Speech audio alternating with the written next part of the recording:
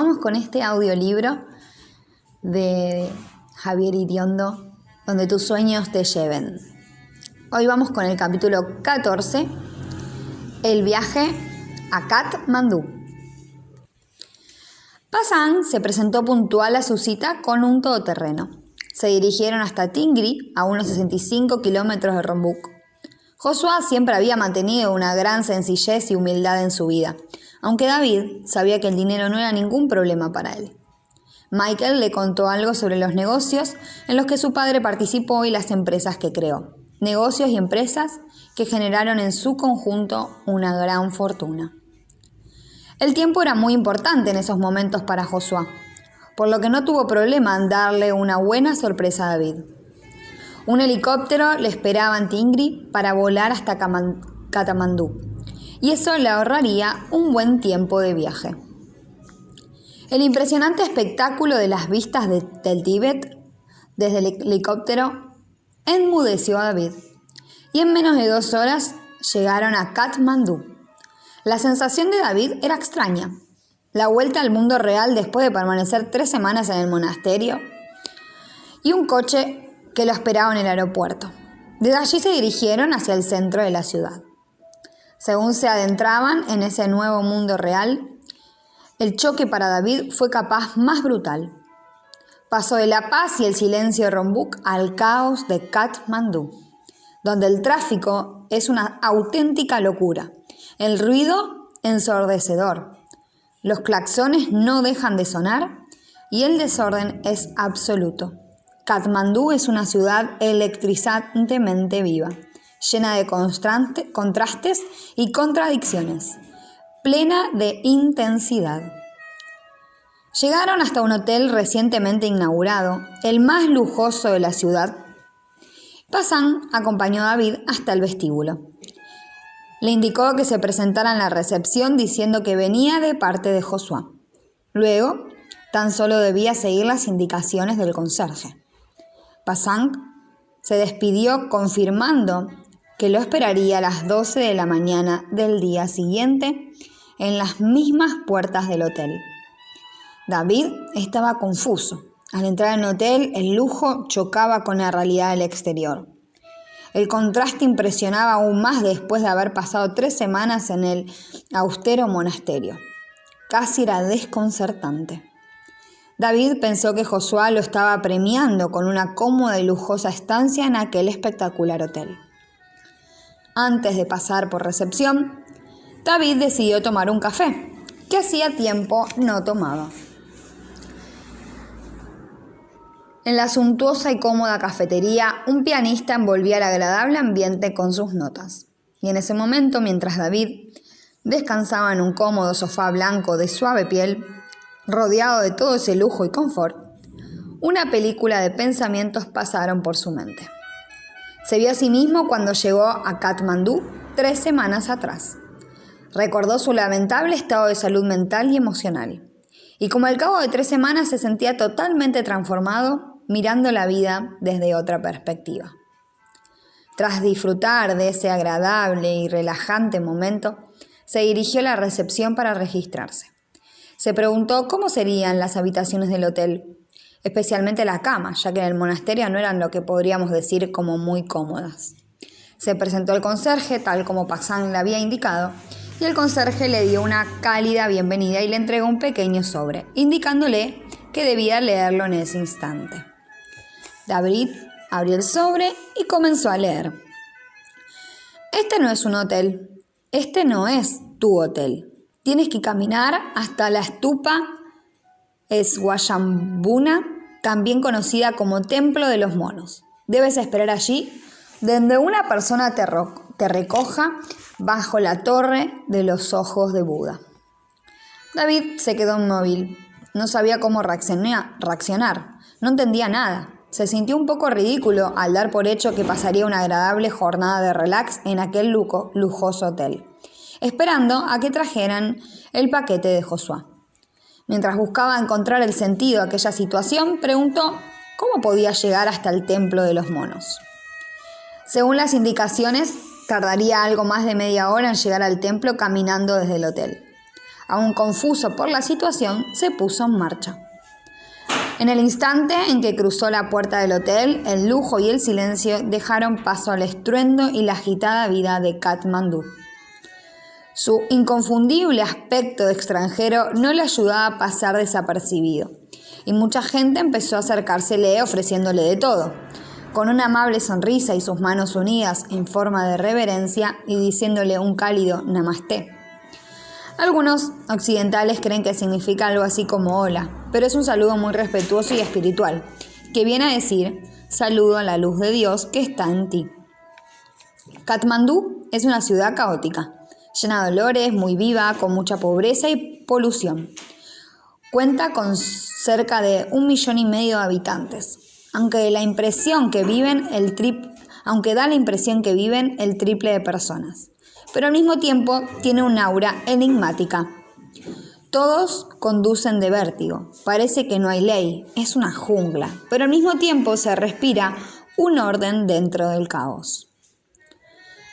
Las pulsaciones de David comenzaron a acelerarse. Al cruzar la calle estuvo a punto de ser atropellado.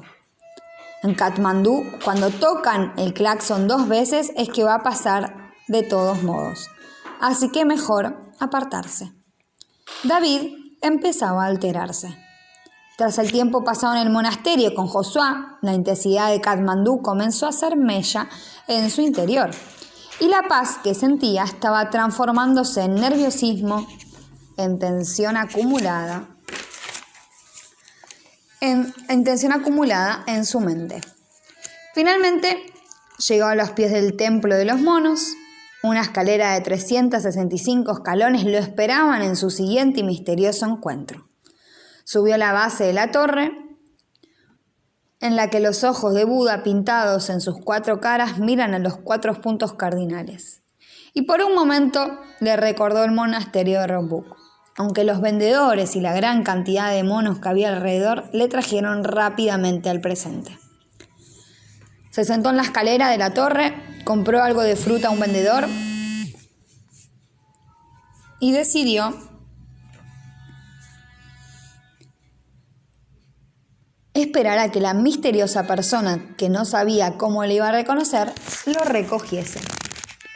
Se dispuso a probar la jugosa sandía y en ese mismo instante un mono se le acercó y se la robó, algo que les ocurre a menudo a los turistas.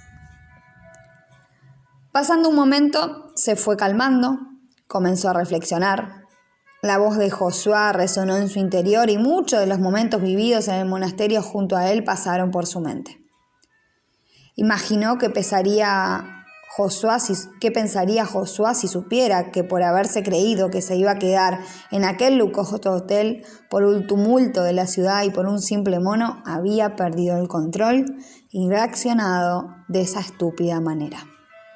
Se dio cuenta de que el día anterior, durante la cena, habló de todo lo que había aprendido, de que estaba aumentando su autocontrol, su paz interior, de su nuevo nivel de comprensión y a las primeras de cambio, de manera más ridícula, todo lo que creía haber aprendido parecía haberse fumado.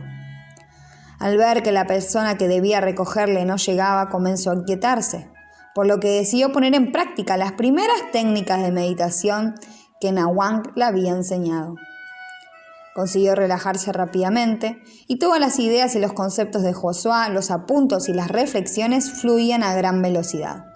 Desde esa posición de observador se dio cuenta que tenía más conocimiento del que creía. Comenzó a ser más consciente de muchas cosas, aunque no fue capaz de aplicar todo lo que había aprendido. La noche se acercaba. David permanecía ensimismado en su particular meditación, cuando de repente oyó su nombre. Abrió los ojos y vio un pequeño hombre con aspecto de serpa frente a él. El desconocido preguntó nuevamente: ¿David? Sí, soy yo. El misterioso hombre, con el típico gesto tibetano, lo saludó con un cálido namasté, al cual David respondió igualmente. Mi nombre es Dawa. Sígame, por favor. Por el fuerte acento de Dawa, David creyó que la comunicación sería difícil, aunque algo de Dawa le recordó Josué. Sus ojos reflejaban una luz muy especial. David se sentía intrigado, no sabía qué tenía que hacer, no comprendía cómo Dawa lo había podido reconocer y menos aún sabía a dónde se dirigía ni a dónde iba a pasar la noche. Ambos bajaron las escaleras, la noche ya era cerrada y comenzó a refrescar. David preguntó a Dawa buscando obtener respuestas, pero este o no entendía o no quería entender. Cada vez que David le preguntaba algo, Dawa respondía con una gran sonrisa y un escueto «sígame por favor», por lo que la intriga seguía en aumento. Dawa continuó caminando hacia las afueras de la ciudad y la pobreza era cada vez más evidente. Pasaron junto a un riachuelo donde la polución y el hedor eran terribles. Era una zona marginal de extrema pobreza. David entendía cada vez menos a dónde iba y lo que hacía allí. 40 minutos después llegaron a una zona de casas muy humildes y Dawa dijo: «Ya hemos llegado. Esta es mi casa. Usted es mi honorable huésped». David supo reaccionar mejor esta vez. «Gracias, es un honor». Dawa invitó a David a pasar a la casa.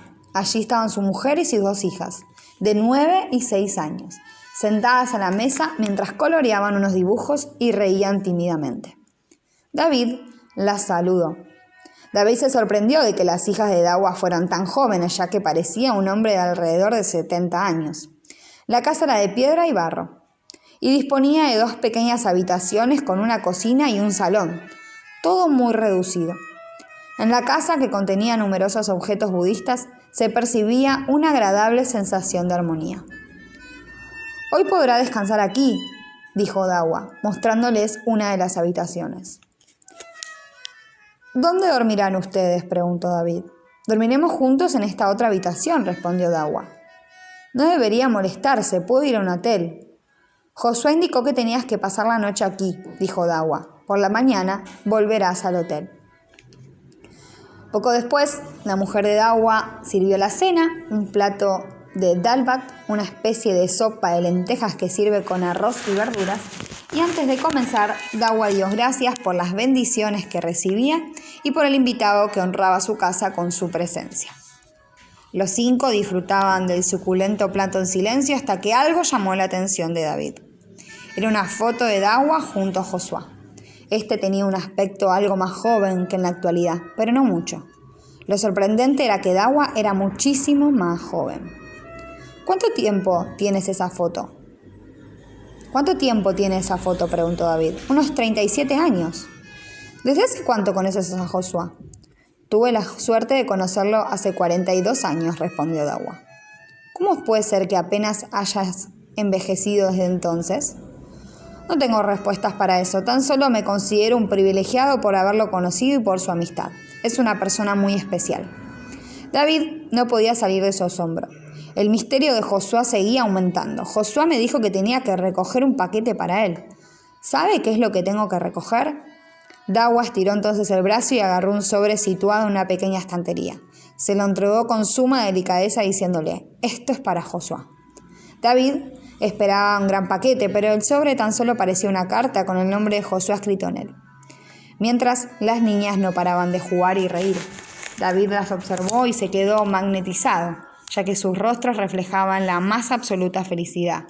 La armonía reinante en aquella humilde casa comenzó a impregnar su cuerpo. Se hizo tarde, por lo que Dawa ordenó a las niñas que se acostaran. La hija mayor se levantó a besar a su padre y darle las buenas noches, mientras que la pequeña de 6 años pareció esconderse bajo la mesa. David se inclinó para observarla. Su corazón se entremeció en ese momento. No daba crédito a sus ojos cuando vio que la niña no estaba escondiéndose, sino que se arrastraba hacia su padre ayudándose de sus pequeñas manos. La niña no tenía piernas. David quedó totalmente conmovido. No podía creer que esa pequeña niña que estaba sentada en la mesa con esa mirada de amor, de inocencia y total felicidad no tuviese piernas. La niña se arrastró con su enorme sonrisa hasta su padre, que la levantó en brazos y la llevó hasta la cama, mientras ésta se despedía de David con la mano y con su indescriptible mirada. El impacto de esa pequeña niña sin piernas con esa inmensa felicidad marcó a David. Dawa le contó que la pequeña había perdido las piernas a los 2 años, cuando la atropelló un coche en un trágico accidente. David no era capaz de describir lo que estaba sintiendo. Estaba descubriendo nuevos sentimientos que ni siquiera sabía que existían. Sintió que conectaba con algo nuevo y estaba totalmente conmovido. Comenzó a pensar en las insignificantes cosas que en ocasiones le hacían perder los nervios y en cómo convertía granos de arena en gigantescas montañas con sus continuas preocupaciones por todo lo que le faltaba, en vez de ser capaz de ver todo lo que tenía alrededor y ser más agradecido por todas sus bendiciones. David quiso hacerle a Dawa muchas preguntas sobre Josué, aunque no tuvo mucho éxito en sus intentos por comprender los misterios que rodeaban a su amigo. Poco después, Dawa se retiró a su habitación con su mujer, confirmándole que por la mañana lo acompañaría hasta el hotel. David se quedó solo, pensativo, con una extraña sensación en el cuerpo. Siguió buscándole un nombre a lo que le estaba pasando, a lo que estaba sintiendo.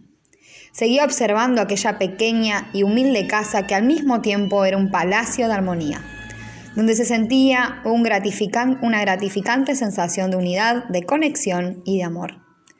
En mitad de la pobreza, la riqueza espiritual y emocional, la felicidad y la plenitud que percibían eran maravillosas. Aquellas personas no tenían aparentemente nada y sin embargo tenían el agradecimiento, el momento presente, se tenían los unos a los otros y se tenían a sí mismos. David fue a dormir y aquel último pensamiento siguió rondando su cabeza. No tenían nada, pero se tenían a sí mismos y su inmensa paz y felicidad. A la mañana siguiente, tras una entrañable despedida de la familia de Dawa, y David se dirigieron a la ciudad. El caos de Katmandú era el mismo. El ruido y el ajetreo permanecían intactos, sin cambios, pero la percepción de David era totalmente distinta. Ya no sentía la tensión del día anterior, ahora simplemente veía aquella realidad sin juzgarla, desde la posición de un observador. Las cosas no tenían que ser como él creía que tenían que ser, simplemente las observaba sin calificarlas ni compararlas, sin prejuicios, y es así como se llega a la empatía y la comprensión. David ya no reaccionaba instintivamente ante todos los estímulos externos. Era el observador en el momento presente. Se sentía dueño de sí mismo y no una simple víctima del entorno. Se sentía con la capacidad de reflexionar en vez de reaccionar. Algo de lo que había hablado mucho Josué. Se acercaron al hotel, Pasang esperaba puntual en la puerta. David había pasado menos de un día con Dawa y sin embargo se sentía misteriosamente conectado con él. Todavía no sabía descifrar por qué, pero algo había sucedido en su interior. Tras una sentida despedida, Pasang y David emprendieron el viaje de vuelta a Rombuk. Para David estaba claro que se llevaba a Katmandú algo más aparte de aquel misterioso sobre. Tras su regreso a Rombuk, le abordaron sensaciones muy opuestas a las de la ciudad. La paz y la armonía del monasterio contrastaban enormemente con la frenética vida de Katmandú. A pesar de las ganas de David tenía de compartir sus experiencias con Josué, se hizo más tarde de lo esperado. Y un monje lo llevó una nota de Josué en la que le decía que se reunirían a la mañana siguiente, temprano. David se despertó antes de lo habitual. Su mente se puso en funcionamiento de inmediato. Seguía reflexionando sobre todos los contrastes vividos y sus contrapuestos sentimientos. David presenció al espectacular amanecer. Era un precioso día, limpio y brillante. Se abrigó bien y salió a caminar. Como de costumbre, la fascinante imagen del Everest lo trajo en su majestuosidad y magnetismo. David estaba ansioso por volver a ver a Josué. Tras regresar a su paseo matutino y desayunar, estuvo esperándolo en la sala de aprendizaje hasta que éste apareció. En cuanto lo vio, quedó totalmente sorprendido. El aspecto de Josué seguía deteriorándose a una velocidad fuera de lo común. David no pudo contener un gesto de preocupación al verlo. Solamente habían pasado 2 días y sin embargo el Josué del que se despidió no tenía nada que ver con este otro. Era imposible explicarlo. Era como encontrarse de repente ante un anciano. Sus ojos seguían reflejando aquella luz, pero su debilidad era evidente. «Hola, Josué, ¿cómo te encuentras?» «Yo muy bien, pero lo realmente importante es cómo estás tú», le contestó Josué. Muy bien, creo que mejor que nunca, respondió David, con una gran sonrisa, y quiero darte las gracias por ello. Creo que jamás podré pagarte ni agradecerte lo bastante todo lo que has hecho y estás haciendo por mí. No te preocupes por eso, seguro que encontrarás alguna forma en la que puedas contribuir y devolver tu agradecimiento. Además, soy yo quien más recibe en esta situación. ¿Cómo es eso? Como ya has aprendido, en la vida solo recibes aquello que das. Puede que en mi caso sea mi egoísmo, porque al ayudarte soy yo quien realmente está recibiendo más y eso me hace sentir más pleno, más útil y más feliz. Ayudar, dar y servir son las virtudes que mayor significado dan a la vida de una persona. Interesante punto de vista. Hasta en la ayuda muestras tu humildad. No es humildad, es sinceridad, es lo que siento, o más bien una de las lecciones que he aprendido y tú aprenderás en esta vida. Y cuanto antes mejor. Lo único que te puedes llevar no es lo que acumulas, sino aquello que das. Bueno, cuéntame, ¿cómo ha sido tu viaje a Katmandú?, añadió Josué. La verdad es que el contraste fue terrible al inicio. Es un caos de ciudad, el tráfico es una locura, el ritmo de la ciudad es frenético. Casi me atropellan y encima los monos me quitaron la comida, aunque después de todo cambió, dijo David con algo de tensión al recordar su estancia en Katmandú. Eso espero, porque de momento lo que has transmitido es toda una crítica y esa es una importante lección por la cual comenzar, ya que la crítica es un hábito negativo, perjudicial. En primer lugar, porque indica que uno se está centrando en lo negativo en vez de buscar el lado positivo.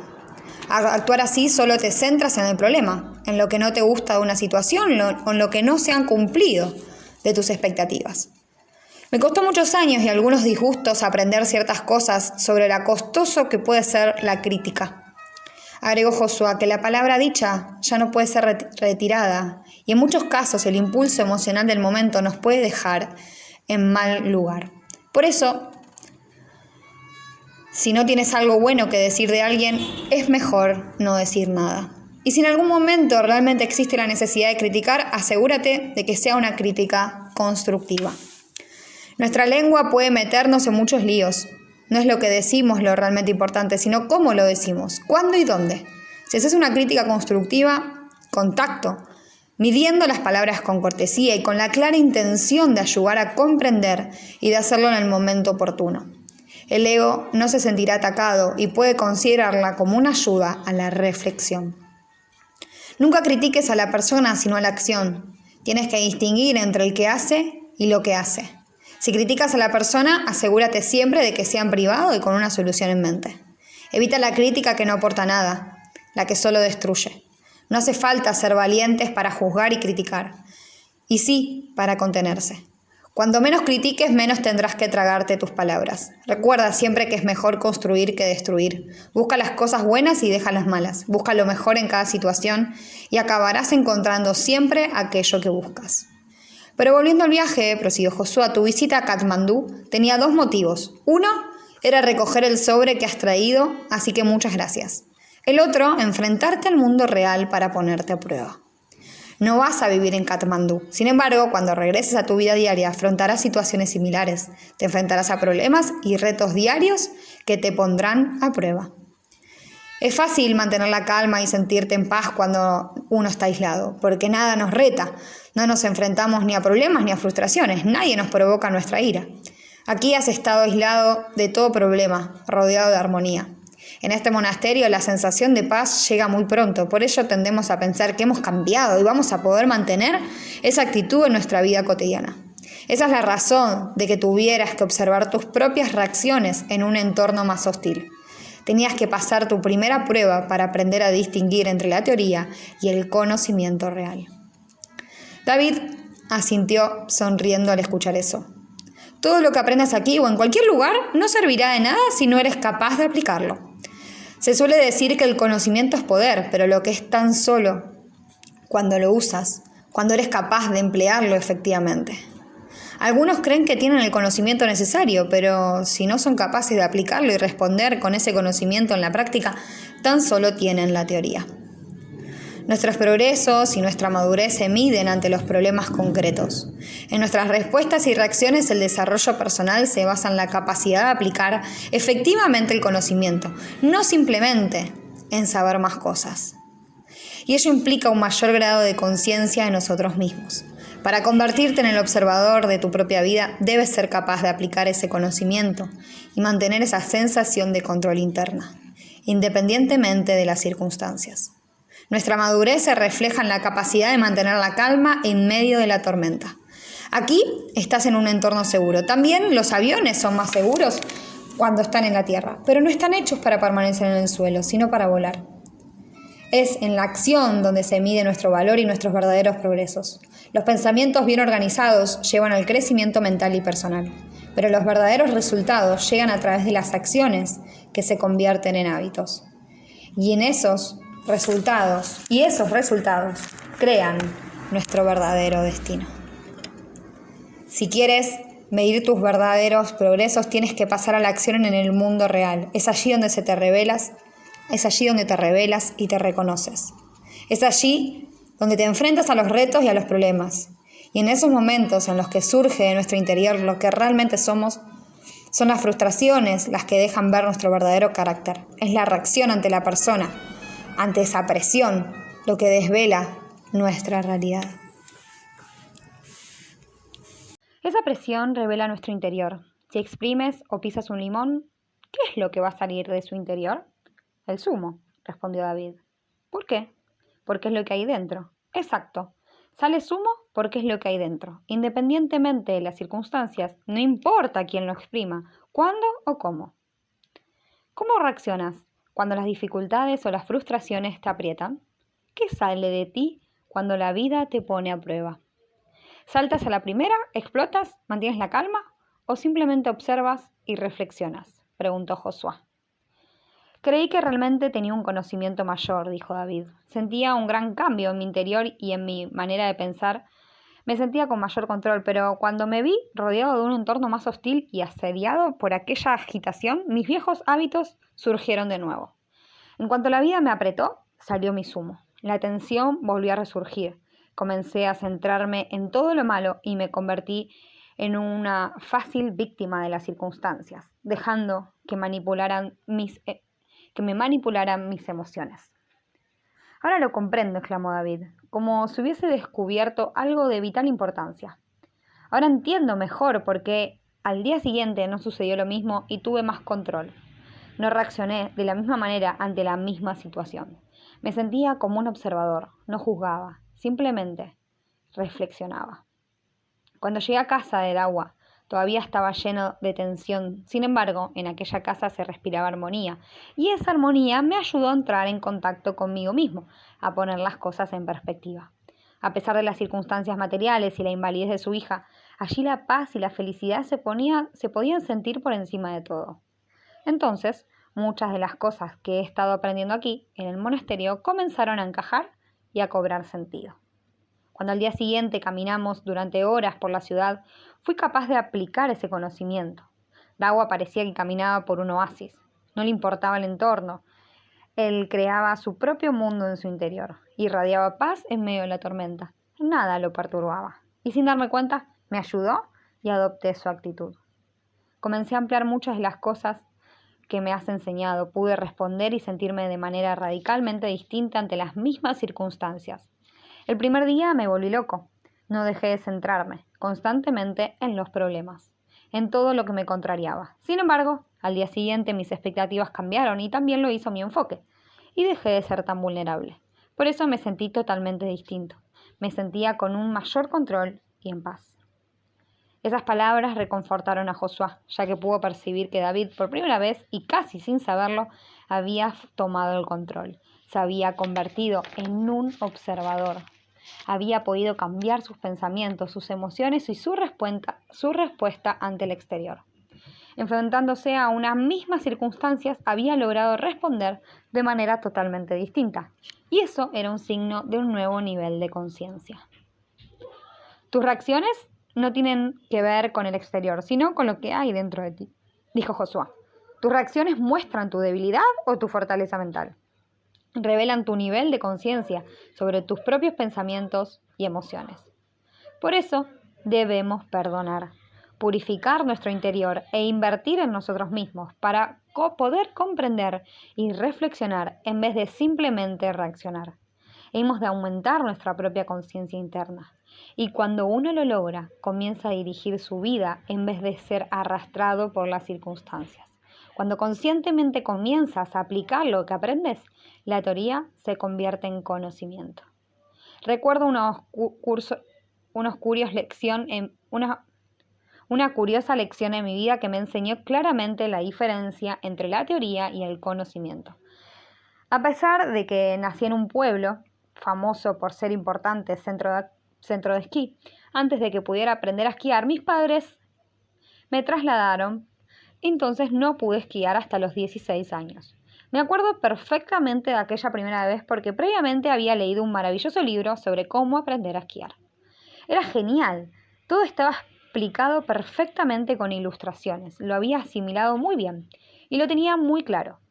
Sabía el cómo, ya sabía esquiar antes de ir a esquiar. Tenía toda la teoría. Mi ego estaba convencido. Una vez que me encontré en las blancas laderas, estaba seguro de que impresionaría a todo el mundo con la depurada técnica que había aprendido en ese libro. En cuanto me puse las botas de esquí, ya sentí algo distinto y en cuanto me coloqué los esquíes, la sensación fue muy extraña. Algo que no había podido experimentar al leer el libro. Obviamente, en mi primer descenso me quedó muy claro que solamente tenía la presunción de que sabía, que en realidad no tenía ni idea. Y tras perder la cuenta del número de las veces que me caí, llegué a la conclusión de que el escritor del libro no tenía ni idea. A alguien le tenía que echar la culpa de mi fracaso y que claramente yo no tenía el conocimiento que llega con la experiencia de la acción, sino solo la teoría. Y la teoría solo se convierte en conocimiento con la práctica, cuando se usa y se aplica. Ahí comprendí la gran diferencia entre la teoría y el conocimiento. No aprendes a nadar leyendo un libro sobre natación, sino metiéndote al agua. Hablar del camino y pensar en él no es lo mismo que recorrerlo. ¿Acaso te conviertes en escritor por hablar de libros? Por eso, el objetivo de la vida no es tan solo el conocimiento, sino la acción. Y con eso no quiere decir que no hay que aprender, sino todo lo contrario. Porque hay que aprender mucho y jamás se deja de aprender. El conocimiento es fundamental, es la base para la comprensión y el crecimiento. Pero más importante que lo que aprendas es lo que haces con lo que sabes. Son tus acciones lo que marcan la diferencia, no tus intenciones. Los pequeños actos que se ejecutan son mejores que todos aquellos grandes que se planean, ya que las palabras y las intenciones sirven de poco cuando lo que necesitan son hechos, dijo Josué. Porque es la acción lo único que puede llevarnos desde donde estamos hasta donde queremos ir. De la misma manera, solo podemos conocer realmente a una persona a través de sus acciones, no por sus palabras. Todos conocemos personas que tienen muy buenas palabras y buenas intenciones, pero son sus acciones las que revelan su auténtica identidad y su verdadero carácter. Cuando todo va bien, todo el mundo puede ser muy agradable, pero cuando llegan los retos, las situaciones difíciles y surgen las emociones, son las reacciones las que revelan el verdadero carácter. Es entonces cuando podemos realmente conocer a las personas. Y creo que todos hemos pasado por esa experiencia y nos hemos llevado auténticas sorpresas. Cuando la vida aprieta a esas personas, el dulce zumo que esperábamos puede ser imprevisiblemente amargo y muy distinto al esperado. La verdadera sabiduría no consiste en la acumulación de datos y conceptos, sino en la capacidad de utilizar todo ese conocimiento para adquirir la fortaleza mental, la salud emocional necesaria y pasar a la acción, manteniéndonos firmes ante las tempestades que atravesamos en nuestro viaje. Si realmente quieres transformar tu vida, tienes que convertirte en el dueño de tus emociones. Una vez que has adquirido la teoría, tienes que comenzar a aplicarla para convertirla en conocimiento y poder ser lo que quieres ser a pesar de las circunstancias, dijo Josué. Por eso, son los hechos los que marcan la diferencia, son la constancia y la persistencia ante la adversidad lo que revelan al hombre. Son esas actitudes las que determinan su altura personal y moral. Terminaron su sesión hablando de las distintas percepciones que las personas pueden tener en función de sus creencias. Josué habló sobre las enormes diferencias en las reacciones que pueden tener las personas ante las mismas circunstancias, debido a su educación o condicionamiento, y sobre todo, cómo podemos cambiar nuestras percepciones y reacciones cambiando nuestro condicionamiento, algo que David todavía no tenía del todo claro. Si quieres ver el ejemplo, muy sencillo y evidente, solo tienes que ver un partido de fútbol con un fanático de cada equipo. Es verdaderamente sorprendente lo diferente que se puede interpretar un mismo hecho durante un lance del partido. Tras esa intensa mañana, hicieron un alto para comer. Ambos se sentaron con los monjes mientras servían la comida, y ese día tenían un plato de arroz con verdura y carne que todos estaban disfrutando. Estaba delicioso. Hasta que Josué preguntó: ¿Sabes qué estás comiendo? No lo sé, pero está muy bueno, contestó David convencido. Me alegro que te guste y lo disfrutes porque son hígados de rata. David saltó de la silla como poseído por el diablo. Comenzó a escupir hasta casi vomitar. Josué a punto estuvo de caerse de risa viendo la reacción de David. Los monjes no sabían qué pasaba, pero al ver que Josué se partía de risa, todos comenzaron a reír ante aquella peculiar escena, hasta que David se dio cuenta de que algo raro estaba sucediendo. ¿Qué ocurre?, preguntó David. No te preocupes, dijo Josué, aún entre lágrimas por sus carcajadas. Es carne de Jack. Tan solo quería demostrarte cómo puede afectar a nuestras percepciones y reacciones nuestras creencias y condicionamientos previos. Estabas percibiendo algo de una manera concreta por ti mismo. Esa era tu realidad cuando estabas comiendo. Estaba buenísimo según tu opinión. Pero un comentario externo, sumado a tus creencias previas, ha sido suficiente para alterar toda tu percepción, dijo Josué, aún con la sonrisa en la cara. Puede que no haya sido sino una gran prueba científica, pero ha sido un ejemplo muy ilustrativo para que comprendas que lo que vemos, sentimos y percibimos viene definido por nuestras creencias, observó Josué. Cada percepción y sentimientos que tenemos se basa en la interpretación que nosotros le damos a los eventos que ocurren a nuestro alrededor, la cual en muchas ocasiones nada tiene que ver con los hechos en sí. Todas las creencias que tenemos tienen consecuencias, ya que obramos en función de ellas. Nuestro destino se forja cada día con nuestras acciones y esas acciones están basadas en nuestras creencias. Todos los monjes se preguntaban qué había pasado. Cuando Josué le explicó lo sucedido, todos se contagiaron de la risa, de tal modo que David no tuvo más remedio que reírse también. Había aprendido la lección. David terminó su comida mirando el plato de manera extraña, pensando en las palabras de Josué. Luego ambos se observaron con una mirada cómplice. Acto seguido, tras tomar su habitual té, se dirigieron a su particular cuarto de estudio para comenzar con un nuevo tema, el preferido de Josué.